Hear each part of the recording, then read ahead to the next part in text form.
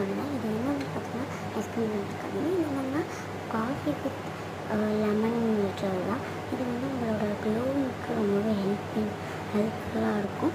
Next நம்ம பார்க்கலாம். Next என்ன பார்க்கணும்னு பார்த்தீங்கன்னா இதை முடிஞ்சிட்டு நான் வாஷ் பண்ணிட்டு வந்துட்டேன். உங்களுக்கு அந்த போட்டேன்.